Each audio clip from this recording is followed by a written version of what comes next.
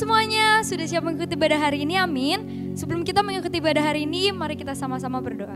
Bapak, terima kasih Tuhan untuk kesempatan hari ini. Kami masih bisa mendengarkan firman-Mu, bisa memuji nama-Mu Tuhan. Walaupun kami tidak bisa berkumpul bersama-sama, tapi kami masih diberi kesempatan untuk mengikuti ibadah online. Sebelum kami memulai ibadah kami Tuhan, kami ingin berdoa supaya Engkau saja yang melancarkan ibadah kami pada hari ini dari awal hingga akhirnya.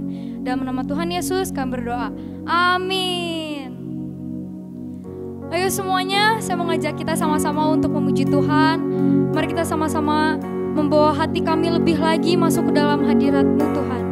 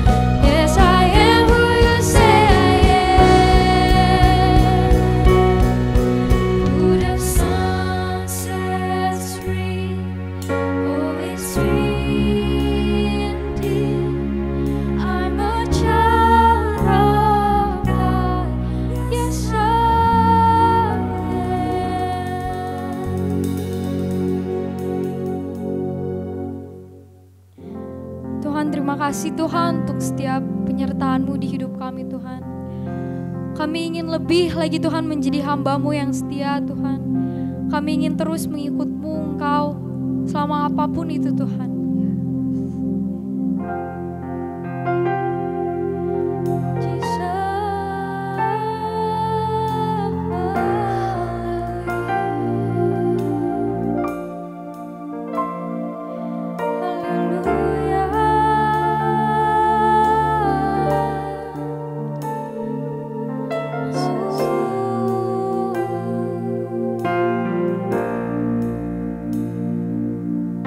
Semua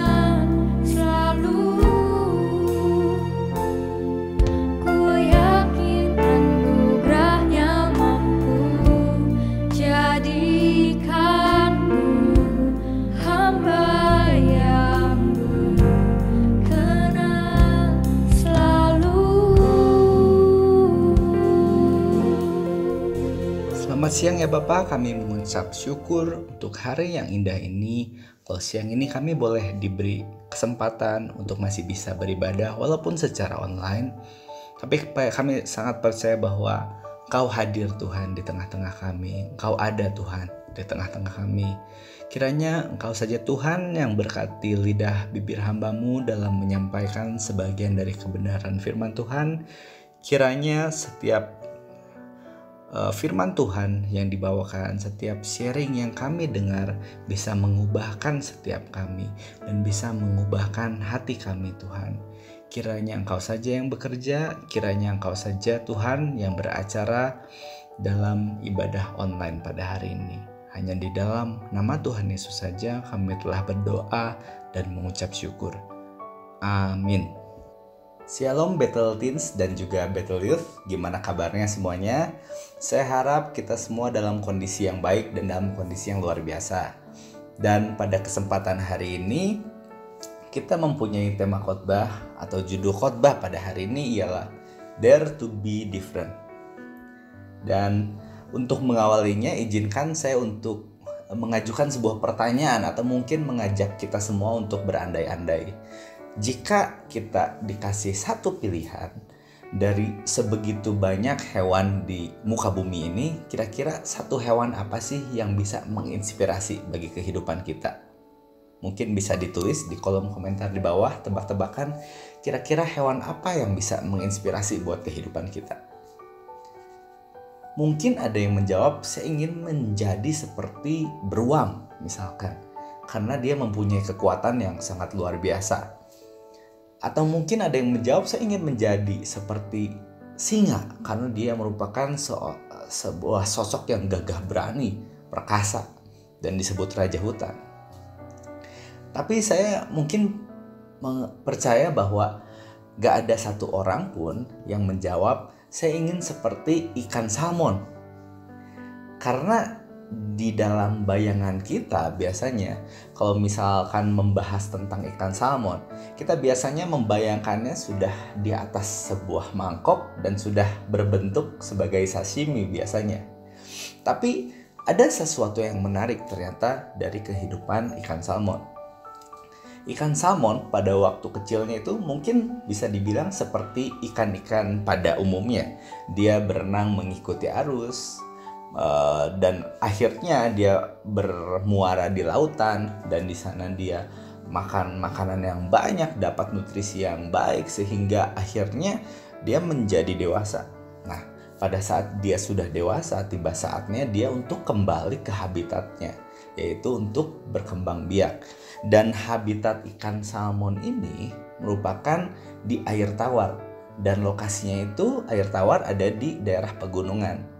Sehingga saat dia dewasa, tiba saatnya dia sudah cukup besar, dia akan berenang untuk melawan arus sehingga akhirnya dia sampai di tempat asalnya atau di habitatnya sehingga bisa berkembang biak. So, apa sih yang bisa kita pelajari dari kehidupan ikan salmon ini?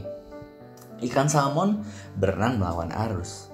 Tapi kebanyakan dari kita sebagai manusia, apalagi sebagai anak Tuhan, biasanya kita takut untuk melawan arus, iya gak sih? Atau kita takut untuk tampil berbeda.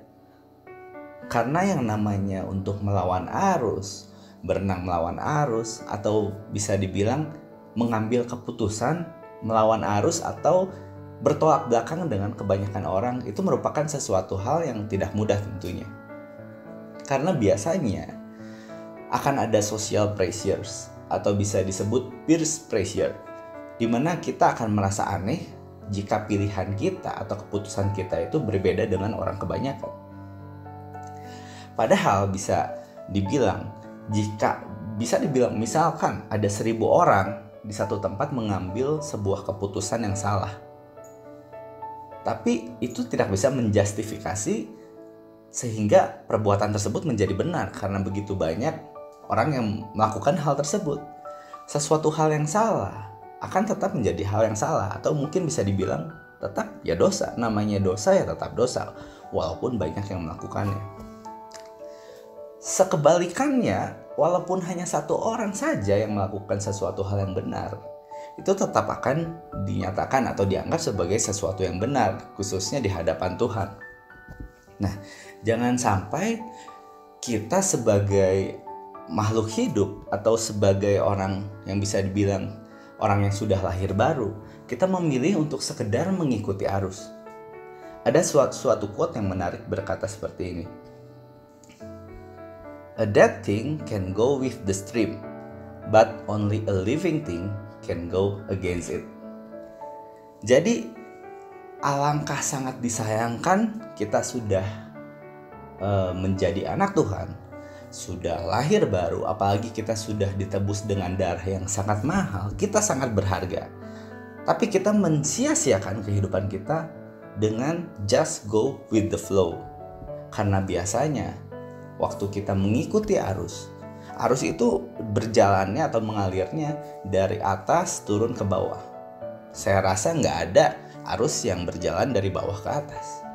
Sehingga bisa dibilang jangan sampai kehidupan kita disia-siakan yang kita mengikuti arus, sehingga kualitas kehidupan kita sebagai orang Kristen, sebagai anak Tuhan, sebagai orang yang sudah lahir baru pada lebih tepatnya, semakin menurun mengikuti nilai-nilai yang ada di dalam dunia ini, sehingga kita semakin menjauh dari Tuhan, semakin menurun karena kita sekedar mengikuti arus. Tapi saya mau tekankan bahwa jangan sampai kita menganggap segala sesuatu itu kita harus melawan arus. Kita harus mengambil keputusan yang berbeda. Misalkan contohnya, jangan sampai kita melawan arus hanya untuk sekedar show off, atau sekedar ya untuk berbeda saja, atau mungkin bisa dibilang sekedar untuk melakukan sesuatu yang konyol. Lebih parahnya, misalkan kita mengendarai sepeda motor di jalur satu arah, lalu karena kita ingin cepat sampai tujuan, atau mungkin kita juga termotivasi saya ingin melawan arus atau ingin tampil berbeda, lalu kita memutar balik motor kita, lalu kita melawan arah. Itu merupakan melawan arus yang sangat konyol tentunya, dan hari ini kita nggak mau membahas hal-hal yang seperti itu. Tapi yang mau kita tekankan pada hari ini, yang hari ini kita mau sama-sama belajar, kita harus berani melawan arus saat arus di sekeliling kita atau arus dunia ini sudah bertolak belakang atau bertentangan dengan kebenaran firman Tuhan. Dan disitulah kita sebagai anak Tuhan, kita sebagai seseorang yang sudah lahir baru, seharusnya kita berani untuk melawan arus tersebut dan tetap berpegang pada kebenaran. Dan tentunya hari ini kita akan belajar dari sesosok tokoh yang sangat luar biasa di Alkitab, dan tentunya kita semua sudah pernah mendengar ceritanya. Pasti dia seseorang yang bernama Zakheus. Zakheus ini seorang pemungut cukai yang bekerja sama dengan atau dipekerjakan oleh pemerintah Romawi, yang kerjaannya dia memeras rakyat di negeri tersebut yang dia kuasai berkali-kali lipat, sehingga Zakheus ini sangat dibenci oleh bangsa di negeri tersebut. Tapi ada suatu kejadian, ada suatu hal yang mengubahkan hidup Zakheus, dan hari ini kita akan belajar dari seorang Zakheus, dari teladan kehidupannya sehingga kehidupannya bisa dimenangkan. Dan bahkan kalau misalnya kita mengikuti khotbah ini sampai akhir, seisi rumah Zakheus pun itu dimenangkan. So, ada 3 poin penting atau 3 hal yang akan kita pelajari dari kehidupan seorang Zakheus. Poin pertama yang bisa kita pelajari dari kehidupan Zakheus ialah tulus merindukan pribadinya. Bisa kita ketik di kolom komentar di bawah, tulus merindukan pribadinya. Kita mau baca ayatnya di Lukas 19, ayatnya yang ke-1 sampai yang ke-10. Di poin yang pertama ini, ayat yang pertama sampai yang ke-5 akan saya bacakan. Yesus masuk ke kota Yeriko dan berjalan terus melintasi kota itu. Di situ ada seorang bernama Zakheus, kepala pemungut cukai, dan ia seorang yang kaya. Ia berusaha untuk melihat orang apakah Yesus itu, sebab ia tidak berhasil karena orang banyak, sebab badannya pendek. Maka berlarilah ia mendahului orang banyak, lalu memanjat pohon ara untuk melihat Yesus yang akan lewat di situ. Ketika Yesus sampai ke tempat itu, ia melihat ke atas dan berkata, "Zakheus, segeralah turun, sebab hari ini aku harus menumpang di rumahmu." So, di saat itu terdengar bahwa kabar Tuhan Yesus akan singgah di kota Yeriko. Dan orang-orang di sana mendengar kabar tersebut itu sangat penasaran. Mereka sangat ingin melihat sosok seperti apa Tuhan Yesus itu. Karena jika kita baca di ayat-ayat sebelumnya, pada saat itu Tuhan Yesus baru saja melakukan sebuah mukjizat yang luar biasa, yaitu menyembuhkan orang yang buta. Dan gak aneh, makanya begitu banyak orang yang menunggu Tuhan Yesus saat dia mau masuk ke dalam kota Yeriko. Dan salah satunya pun seorang Zakheus. Nah, di cerita di ayat yang sudah kita baca tadi, Zakheus sangat rindu ingin melihat Tuhan Yesus secara langsung. Tetapi karena begitu ada orang banyak di tempat itu, mereka menunggu Tuhan Yesus masuk ke kota Yeriko. Dan kita juga sama-sama tahu mengingat bahwa ternyata Zakheus itu seseorang yang pendek. Dan bisa dibilang dia merupakan seseorang yang kerdil. Sehingga dia tidak punya kesempatan mungkin untuk bersaing dengan orang banyak di sana untuk berdiri di paling depan, untuk melihat Tuhan Yesus waktu datang dan masuk untuk singgah di kota Yeriko. Atau mungkin juga ada tafsiran yang bilang bahwa mungkin Zakheus ini menghindari kerumunan orang banyak di kota Yeriko tersebut. Bukannya gara-gara dia mau physical distancing atau social distancing, karena yang pasti di sana belum ada COVID-19. Tapi lebih karena mungkin dia ketakutan. Pasti kayaknya ada salah satu orang yang pernah dia peras secara luar biasa yang ada di kerumunan tersebut. Dia mungkin ketakutan untuk ketemu orang-orang di luar sana, mengingat dia mempunyai masa lalu yang tidak baik, yaitu seorang pemungut cukai yang memeras rakyat secara luar biasa. Tetapi karena hatinya yang begitu rindu ingin melihat Tuhan Yesus, ia memanjat pohon ara. Seseorang yang pendek atau kerdil memanjat pohon ara itu merupakan suatu bentuk keseriusan atau mungkin bisa dibilang suatu hati yang sangat rindu ingin melihat Tuhan Yesus, sehingga dia memanjat pohon dan bertengger di atas pohon ara tersebut. Dan singkat cerita akhirnya benar, Tuhan Yesus sampai di kota Yeriko dan orang-orang mungkin bisa kita bayangkan saling beradu untuk berada di paling depan agar bisa paling dekat dengan Tuhan Yesus. Mungkin mereka merasa, saya pengen berada di paling depan orang-orang banyak tersebut. Saya ingin berada di paling depan agar saya bisa melihat Tuhan Yesus secara dekat, agar saya dinotis sama Tuhan Yesus, agar saya mungkin nama saya dipanggil oleh Tuhan Yesus yang lewat, karena mungkin kita bisa berhadap-hadapan. Mungkin orang banyak tersebut berpikir kalau saya berada di paling depan, mungkin saya bisa dekat dengan Tuhan Yesus, bisa berhadap-hadapan dengan Tuhan Yesus, mengingat dia habis melakukan sebuah mukjizat yang besar. Dan mungkin juga orang-orang banyak di depan sana, mereka sampai berkumpul berbondong-bondong di sana karena mereka mengharapkan, sebenarnya mereka bukan ingin bertemu dengan Tuhan Yesusnya, mungkin sebenarnya mungkin mereka bukan ingin mengenal lebih dalam lagi, lebih jauh lagi tentang Tuhan Yesus, tapi sekedar karena tahu bahwa Tuhan Yesus bisa membuat mukjizat. Dan mungkin kalau orang banyak tersebut berada lebih dekat dengan Tuhan Yesus, mungkin mereka bisa menceritakan masalahnya, mungkin mereka bisa istilahnya curhat sama Tuhan, sehingga akhirnya Tuhan Yesus memberikan mereka berkat atau melakukan mukjizat untuk menyelesaikan segala permasalahan mereka. Tapi kita tahu semua seperti apa yang sudah kita baca tadi. Ternyata yang terjadi malah Zakheus yang lebih jauh dibandingkan orang-orang yang berkerumun tadi. Justru Zakheus lah yang dipanggil atau dinotis oleh Tuhan Yesus. Ini menarik karena begitu banyak orang-orang yang jauh lebih dekat dibandingkan dengan Zakheus, dengan Tuhan Yesus.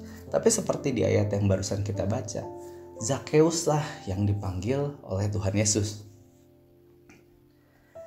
Dari ayat yang sudah kita baca tadi, saya percaya bahwa Tuhan Yesus itu melihat hati yang tulus, yang benar-benar rindu bertemu, yang benar-benar rindu ingin bertemu dengan pribadinya, bukan dengan berkat-berkatnya, bukan sekedar mengharapkan mukjizatnya saja, tetapi benar-benar rindu ingin mengenal lebih jauh, lebih dalam lagi tentang pribadinya, sang pemberi berkat tersebut.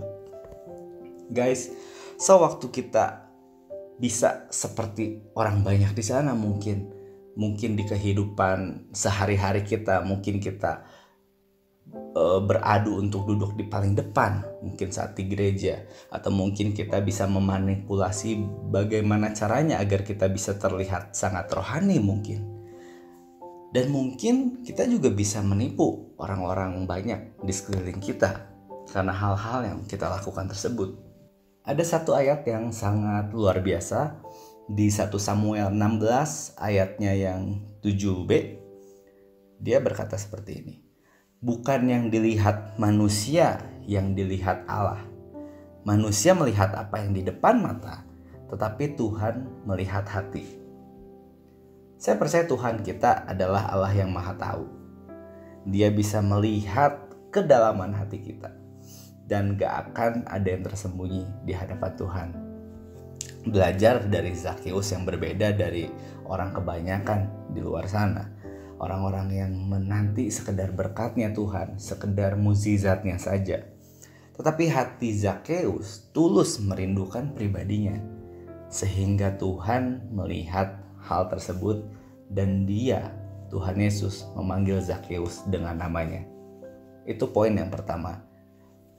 Poin yang kedua yang kita mau pelajari dari kehidupan Zakheus ialah membawa Yesus masuk ke dalam rumah. Yuk kita mau sama-sama tulis di kolom komentar di bawah. Membawa Yesus masuk ke dalam rumah. Saya akan bacakan di Lukas 19 ayatnya yang ke-5 sampai ke-7. Firman Tuhan berkata demikian. Ketika Yesus sampai ke tempat itu, ia melihat ke atas dan berkata, Zakheus, segeralah turun, sebab hari ini aku harus menumpang di rumahmu. Lalu Zakheus segera turun dan menerima Yesus dengan sukacita.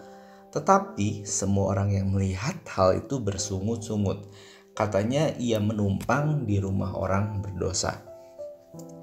Ternyata luar biasanya seperti yang sudah kita baca, ternyata Tuhan Yesus sendiri yang ingin masuk, yang ingin bertamu ke rumahnya Zakheus. Dan yang lebih menariknya lagi, Zakheus tanpa basa-basi sedikit pun, kita sudah baca di ayat yang tadi, dia menerima Tuhan Yesus dengan penuh sukacita tanpa tawar-menawar, tanpa ada rasa ragu sedikit pun. Kenapa saya bilang hal ini menarik? Karena hari-hari ini di arus kehidupan di dunia saat ini, kebanyakan orang hari ini justru malah ragu untuk membawa Tuhan Yesus masuk ke dalam rumah kita. Atau bisa dibilang masuk ke dalam kehidupan kita. Karena saya rasa rumah merupakan sesuatu yang pribadi. Sehingga waktu kita bawa masuk orang lain ke dalam rumah kita, berarti kita sudah benar-benar menerima orang tersebut. Dan sama juga dengan Zakheus, waktu Zakheus memutuskan untuk mengizinkan Tuhan Yesus masuk ke dalam rumahnya, berarti Zakheus juga mengizinkan Tuhan Yesus masuk ke dalam hatinya. Dan kenapa saya bilang kebanyakan orang-orang saat ini justru takut dan ragu untuk membawa atau mengizinkan Tuhan Yesus masuk ke dalam hatinya? Karena saya percaya mereka mungkin ketakutan, mungkin banyak orang ketakutan waktu mereka membawa Tuhan Yesus masuk ke dalam kehidupan mereka, masuk ke dalam rumah mereka. Mau gak mau kita harus meninggalkan, orang-orang tersebut harus meninggalkan dosa atau pergumulan yang masih mereka lakukan. Karena Tuhan Yesus adalah terang yang pasti akan mengekspos, yang pasti akan membuat segala tempat di dalam hati kita pun akan menjadi terang. Dan kebanyakan orang yang seperti itu biasanya beranggapan dekat dengan Tuhan itu cukup sekedar di gereja aja. Gak usah dibawa-bawa ke rumah lah. Gak usah sampai ke setiap aspek kehidupan kita. Sehingga kadang Kita membatasi Tuhan. Tuhan cukup dikotak-kotakan di gereja aja. Kalau misalnya masalah pacaran, kalau misalnya masalah bisnis, masalah sekolah, nyontek dan sebagainya, tolong Tuhan jangan ikut-ikutan. Tolong, ini bukan area Tuhan. Kadang kita seperti itu, sehingga kita takut untuk mengizinkan Tuhan masuk ke dalam hidup kita, Tuhan masuk untuk mengubahkan ke dalam hati kita. Sehingga kita jadi sungkan dan ragu untuk menerima Tuhan secara full, otoritas Tuhan di dalam kehidupan kita, karena kita masih mau berkompromi. Karena seperti yang awal kita bahas, karena arus dunia pun begitu, orang-orang banyak yang melakukannya dan mungkin terasa seperti normal. Tapi inilah yang kita pelajari hari ini, bahwa kita harus berani untuk berbeda, kita harus berani untuk melawan arus. Jangan sampai justru kita senang untuk berkompromi dengan yang namanya dosa. Ada sesuatu quote yang bagus berkata demikian, iblis gak masalah kita rajin pergi ke gereja. Iblis itu bermasalah jika kita membawa Tuhan masuk ke dalam hati kita. Mungkin juga kita ragu untuk mengizinkan Tuhan masuk ke dalam hidup kita, ke dalam hati kita, karena kita akan dicap sok suci lah. Atau mungkin beberapa teman dekat kita mungkin mulai yang tahu benar-benar kehidupan kita masa lalu mungkin mengatakan sesuatu yang buruk tentang kehidupan atau kesalahan kita di masa yang lalu. Mungkin seperti itu. Tapi belajar dari Zakheus, dia merupakan seorang kepala pemungut cukai yang jelas-jelas dibenci oleh seluruh orang-orang di negeri itu. Tapi apa yang Zakheus lakukan, ia tidak ragu untuk membawa Tuhan Yesus masuk ke dalam rumah dan masuk ke dalam kehidupannya. Kita nggak perlu pengakuan semua orang. Kita nggak perlu menyenangkan semua orang yang ada di dunia ini. Pengakuan Tuhan saja sudah cukup bagi kita. Seperti Zakheus, ia berbeda dengan orang kebanyakan. Ia tanpa ragu sedikit pun mengizinkan Tuhan masuk ke dalam kehidupannya. Dan jika kita mau dibebaskan dari namanya belenggu dosa, kompromi dengan dosa, ambil keputusan bahwa Yesus masuk ke dalam rumah atau hati kita, dan biarkan ia, Tuhan Yesus, menguasai seluruh aspek kehidupan kita. Itu poin yang kedua. Dan poin yang terakhir, poin yang ketiga, ialah membuat perubahan yang nyata. Kita mau sama-sama ketik di kolom komentar, membuat perubahan yang nyata. Saya akan bacakan ayatnya di Lukas 19, ayat yang ke-8 sampai yang ke-10. Tetapi Zakheus berdiri dan berkata kepada Tuhan, Tuhan, setengah dari milikku akan kuberikan kepada orang miskin. Dan sekiranya ada sesuatu yang kuperas dari seseorang, akan kukembalikan 4 kali lipat. Kata Yesus kepadanya, hari ini telah terjadi keselamatan kepada rumah ini, karena orang ini pun anak Abraham, sebab anak manusia datang untuk mencari dan menyelamatkan yang hilang. Saat Zakheus menyambut Tuhan, ya mungkin dia masih ada perasaan minder dalam hatinya, atau mungkin merasa enggak layak di hadapan Tuhan Yesus. Mana mungkin sih Tuhan Yesus mau datang kepadanya. Dan somehow mungkin kita bisa relate dengan kondisi tersebut. Mungkin kita terintimidasi, mungkin kita diintimidasi oleh si jahat tentang dosa-dosa masa lalu kita, tentang mungkin hal-hal buruk yang pernah kita lakukan di masa lalu. Terlebih juga seperti Zakheus yang kita tahu dia merupakan seorang kepala pemungut cukai yang sangat dibenci oleh rakyat-rakyat itu.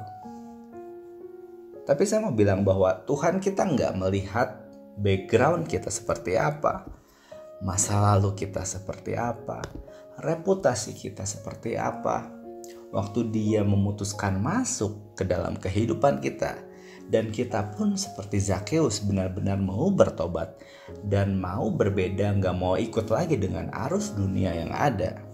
Saya percaya dia Allah yang baik, dia Allah yang setia. Kita mau tulis di kolom komentar di bawah, dia Allah yang baik, dia Allah yang setia. belajar dari Zakheus seperti yang sudah kita baca. Dia nggak pakai banyak omong, dia nggak pakai banyak alasan. Dia langsung membuat keputusan. Perubahan yang benar nyata, bukan sekedar ngomong doang. Bukan sekedar iya di depan biar cepat beres misalnya. Tapi benar-benar merupakan sesuatu perubahan yang nyata. Saya bisa bilang bahwa Zakheus merupakan seorang pemenang. Kenapa saya berani bilang seperti itu? Karena ia bukan merupakan golongan BEJ. Saya menyebutnya sebagai golongan BEJ. Nah, kira-kira ada nggak yang tahu BEJ itu apa sih? Coba bisa diketik di kolom komentar BEJ, golongan BEJ itu seperti apa? Nah, golongan BEJ itu B-nya untuk blaming, menyalahkan orang lain. E-nya itu untuk excuse, selalu punya alasan, selalu beralasan. Dan yang terakhir J-nya ialah justify, selalu membenarkan diri, selalu menganggap dirinya benar.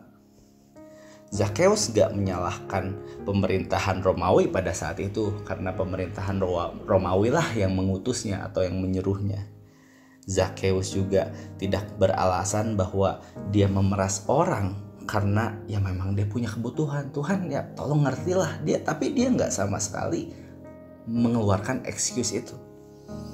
Dan dia juga nggak justify, dia nggak sama sekali membenarkan perbuatannya. Seperti tadi kita baca, nggak ada sama sekali dia membenarkan perbuatannya. Dia nggak sama sekali nggak membela diri.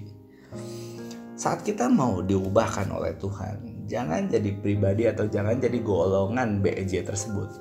Suka blaming, selalu penuh dengan excuses, selalu menjustify dirinya. Itu golongan-golongan yang saya bilang golongan-golongan yang loser atau golongan-golongan yang selalu menganggap dirinya benar dan menyalahkan orang lain. Langsung take action seperti Zakheus. Dia meninggalkan kehidupan lamanya, bahkan lebih jauh lagi seperti kita baca. Zakheus menggantikan uang yang sudah diperasnya berkali-kali lipat, 4 kali lipat.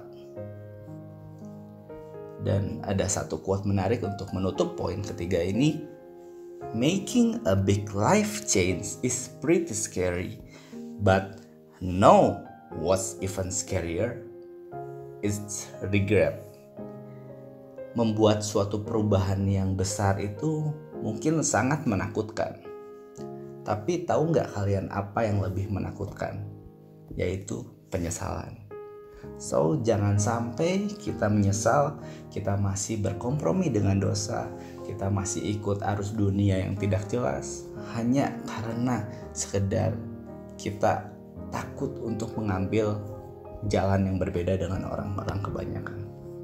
So, itulah poin yang ketiga, membuat perubahan yang nyata.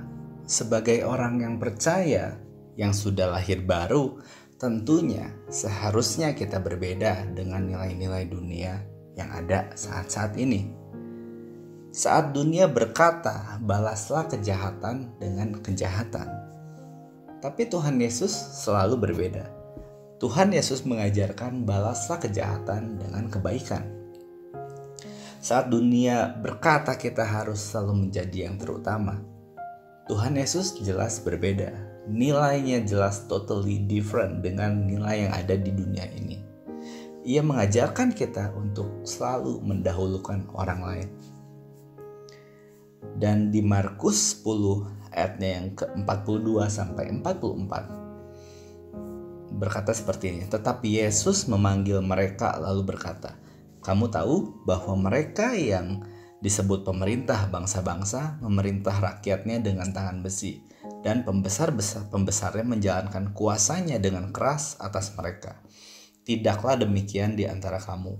Barang siapa ingin menjadi besar di antara kamu, hendaklah ia menjadi pelayanmu. Dan barang siapa ingin menjadi yang terkemuka di antara kamu, hendaklah ia menjadi hamba untuk semuanya." Wow, tentu aja nilai yang seperti ini sepertinya nggak ada di dunia saat ini, dan nggak diajarkan di dunia, di arus dunia seperti saat ini.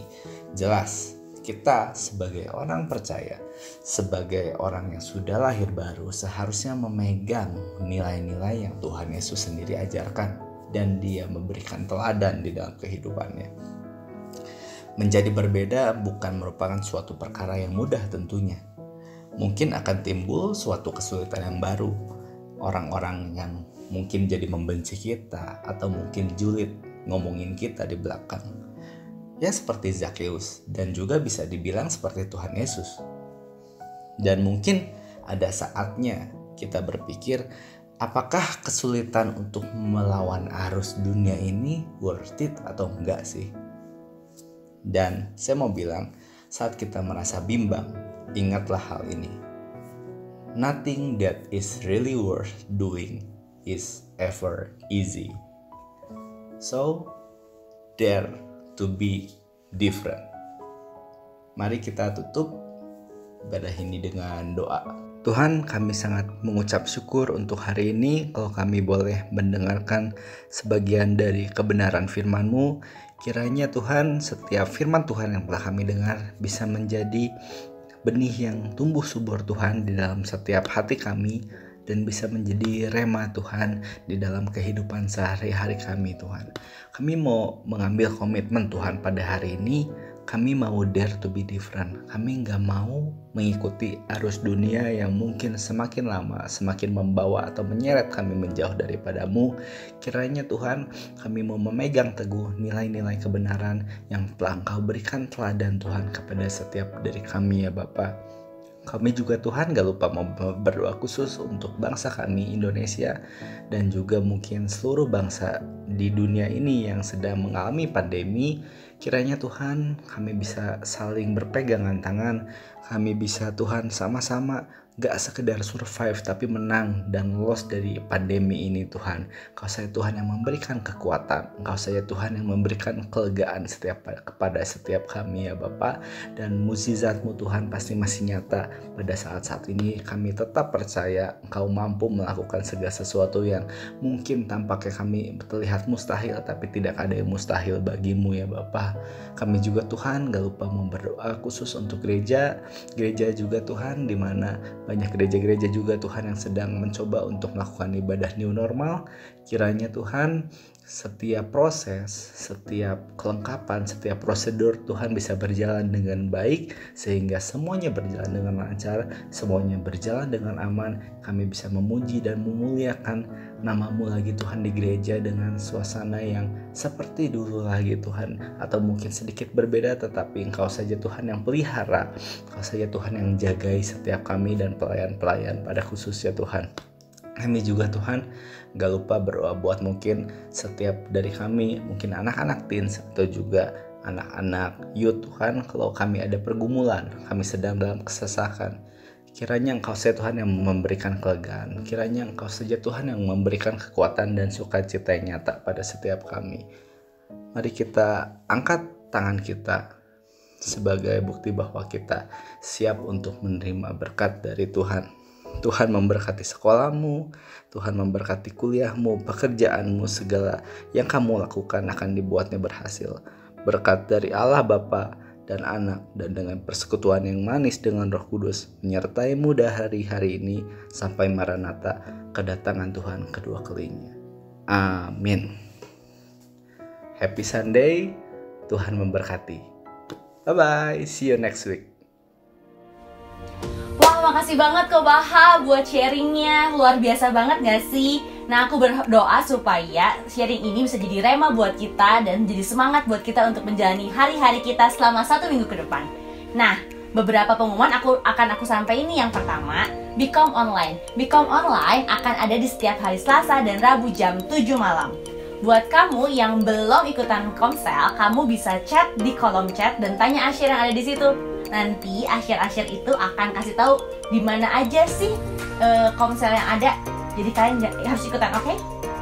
Pengumuman berikutnya tentang Lighthouse. Lighthouse akan ada di setiap hari Sabtu jam 8 malam di Zoom.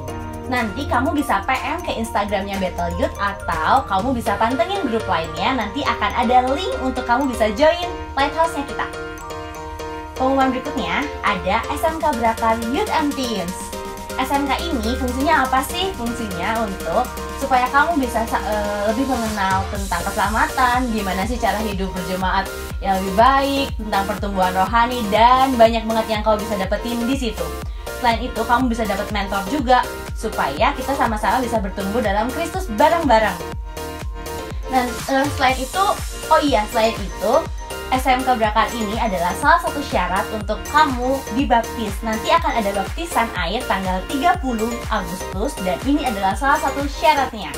Pengumuman berikutnya untuk kamu yang mau kasih persembahan, jangan lupa klik tombol give yang ada di sebelah kanan atas. Nah, pengumuman berikutnya lagi ada, aku mau ngingetin nih untuk kalian follow sosial media kita. Ada di mana aja sih? Ada di Instagram, ada di WhatsApp, ada di YouTube. Jangan lupa subscribe ya, oke? Yang belum follow kita, coba di follow sekarang. Oke, nah aku juga mau welcome buat kalian semua yang baru pertama kali ibadah youth hari ini. Welcome, kalian semua keluarga kita loh. We are family. Jangan lupa, aku mau ingetin untuk minggu depan tetap ibadah bareng kita di hari Minggu jam 1 siang. Ajak teman-teman kalian semua untuk ibadah bareng-bareng, oke?